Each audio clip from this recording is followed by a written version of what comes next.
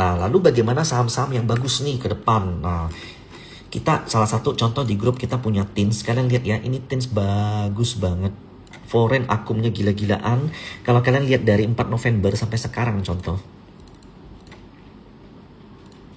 Tuh, ini PD, AK, LG, BK beli semua. IFRS 3.300. Paling rendahnya 3.300. Nah, jadi kemarin ketika Tins itu nyentuh 3.000, mereka tuh lagi pada rugi kurang lebih 10%. Berapa nilai rugi mereka?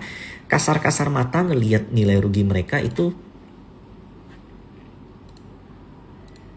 ini kan total anggaplah 1 triliun ya. Ya rugi mereka 10% dari 1 triliun, 100 miliar. Makanya nggak dibiarin lewat di bawah 3.000. Yang keluar nih lokal semua, MG, YP, CP, DR, XL, AT. Jadi kalian perhatiin most likely saham komoditas, timah, nikel, emas, ketika crash kemarin justru asing beli. Nggak percaya? Lihat Inco. Inco posisinya saat ini berada di last high. Bahkan, kalau utamanya jauh ya.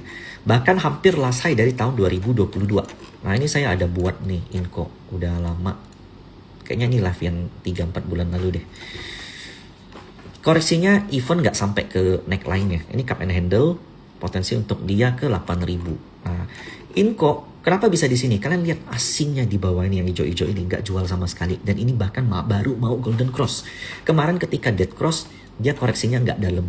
Nah, ketika dead cross kemarin memang asing ada keluar panik sedikit, tapi nilainya minor sekali.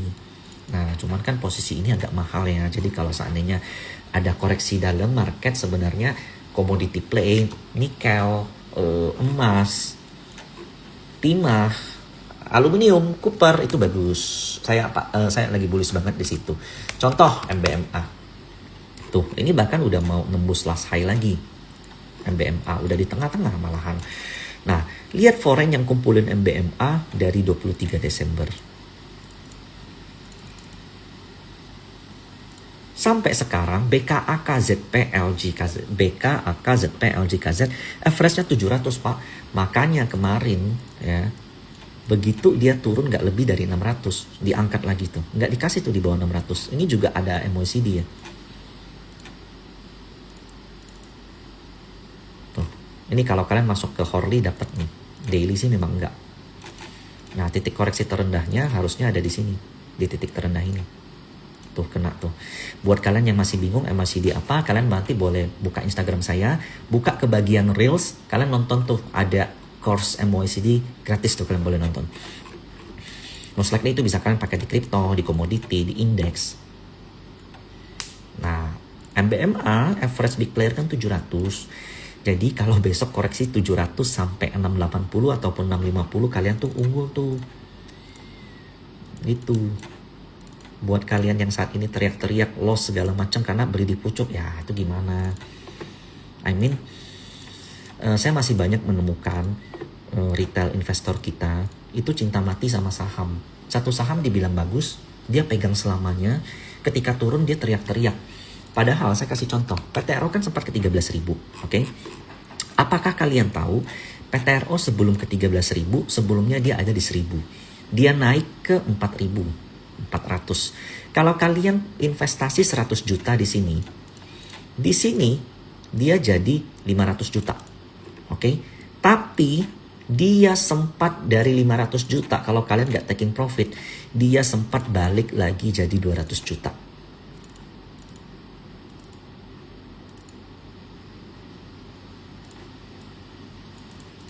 Apa yang terjadi dengan PTRO setelah itu? Boom, naiknya kenceng bukan main. Dan ini kejadian yang serupa. Saya nggak bilang PTRO bakal naik ke 18.000 atau 12.000 ya. Tapi maksud saya, selama proses penurunan ini, ya, yang perlu kalian lakukan adalah sadari. Sadari kalau porsi kalian terlalu besar, sadari kondisi market, dan kemudian sesuaikanlah kondisi dengan porto kalian. Kebanyakan begini, beli sekian, kemudian koreksi. Tapi kan katanya bagus. Boom. Dia nggak ngelihat berita soal MSCI sampai ketua OJK ketua Bursa Efek mundur. Tapi kan katanya bagus. Saya nggak boleh jual. Kenapa? Karena kalau saya jual artinya saya kalah. Nah itu trauma-trauma masa lalu tuh disimpan, ego-egonya disimpan ke dalam investasinya. Sementara uang kan nggak nilai emosi itu. Market apalagi. Nah so honestly saya sendiri porto banyak tergerus. mental juga kena, dan saya pulihkan itu perlahan gitu loh. Jadi saya minta maaf juga kemarin saya janji live tapi ketunda gitu loh. Oke.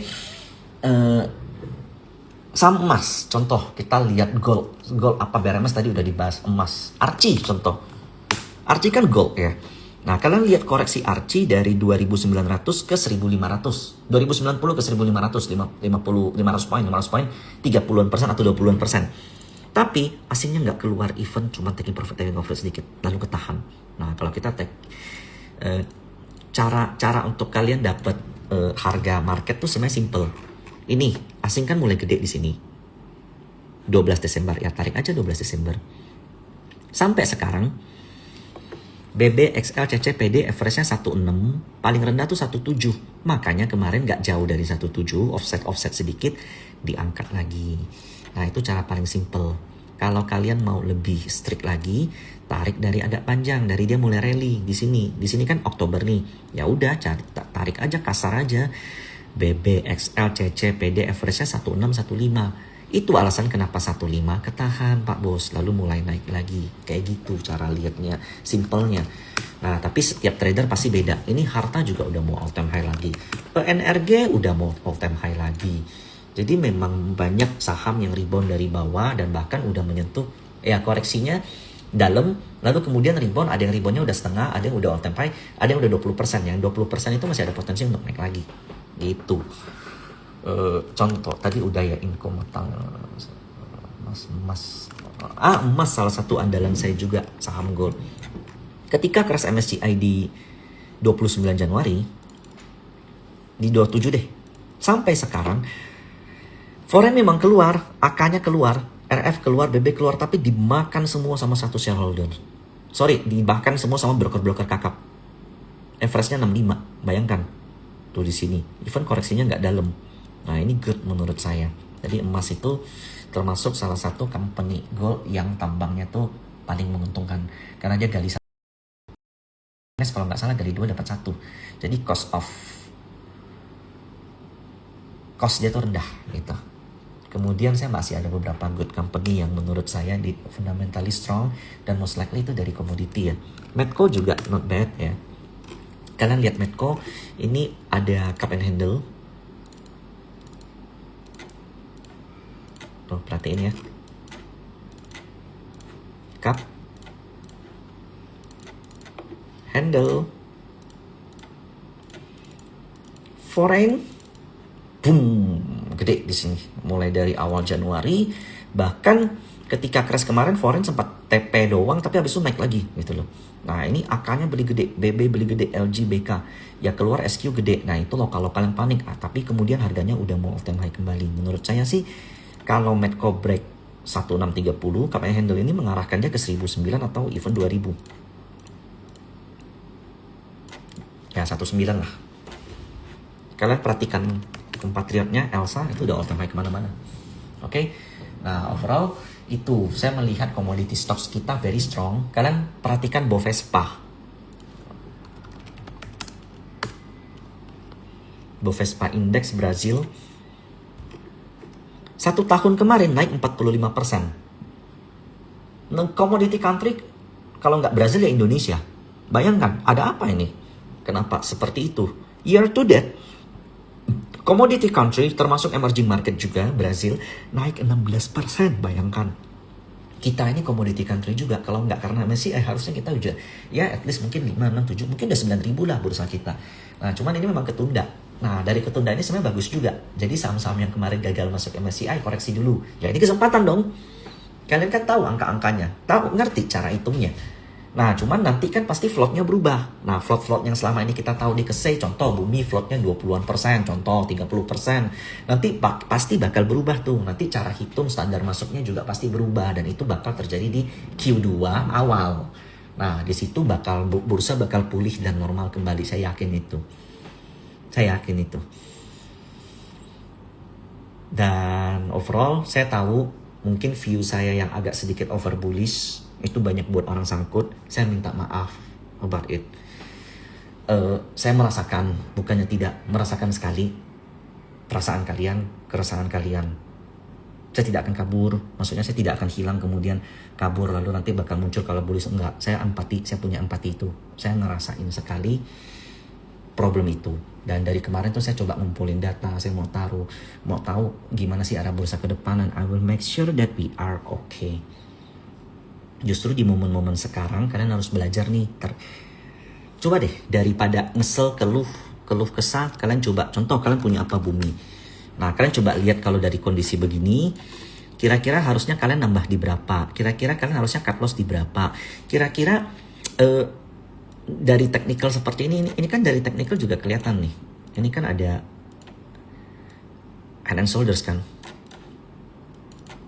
Atau namanya rounding down gitu, rounding bottom.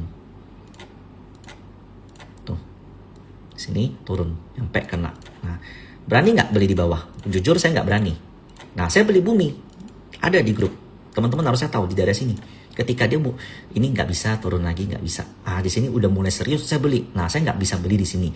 Karena kalau saya beli terus setiap koreksi, di sini saya pasti udah beli. Di sini udah beli. Di sini udah kena mental.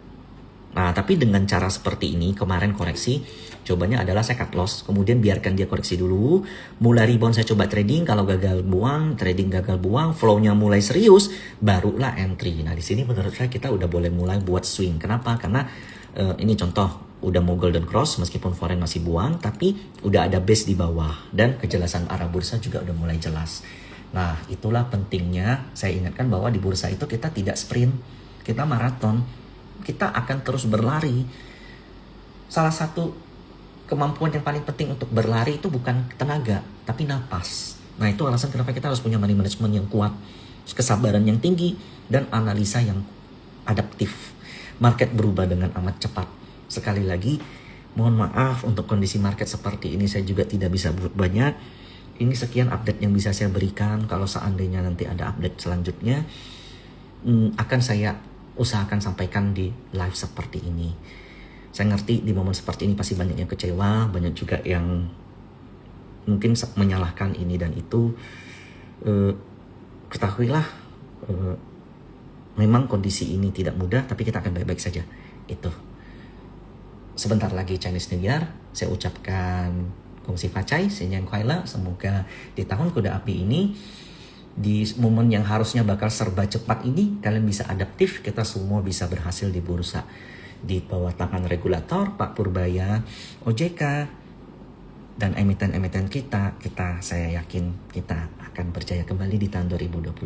Secara makro bisa saya jelasin nanti, mungkin minggu depan atau 2 minggu lagi saya bakal jelasin makroekonomi, kenapa saya bilang emerging market bagus, kenapa Indonesia oke. Itu udah terbukti.